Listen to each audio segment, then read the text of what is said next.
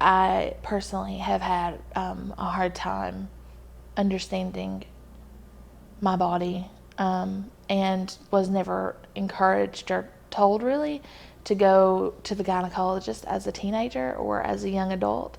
And it wasn't until I was 24 that I was encouraged, and that was only under extreme situations that people were finally like, oh, you should really go. And so I think girls need to understand like symptoms of whenever something's wrong with their body and how to take care of it. Last year I got really sick and hadn't talked to anyone about whether or not it was okay to go to the gynecologist. And it wasn't until I was like terrified one day that I was like going to die because I was just so sick from it all that I finally went. And it was just a simple problem that, you know, and that's really sad looking back that I was 24, educated, but not educated at all about how to take care of myself. And, you know, people would say, oh, you need to go. But that would be like the extent of the conversation. I had PSI, which was postponing sexual involvement. I believe that's what that stood for, which I should know because I was a trainer at one point.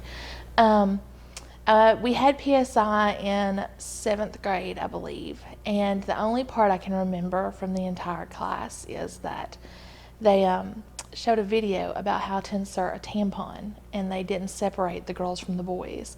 And so there were a lot of horrified little 7th grade boys in that class, and we had to go to lunch afterwards. And I just remember they kept asking the question, is that really how that works? I did the training for PSI when I was a junior in high school, and I remember feeling incredibly awkward in the class as the person who's supposed to be the instructor.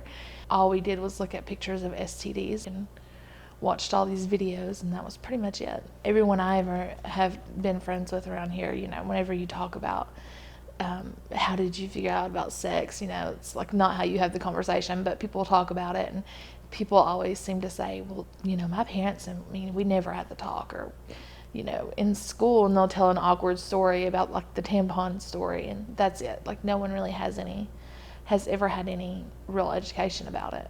I did learn that in school, you know. What does it mean when you ovulate, and like this is what happens, this is what creates a baby, but like there's so much more outside of that. And like, what do you expect the first time you go to the doctor? How do you take care of yourself? None of that's ever taught. It's so taboo, it seems, here.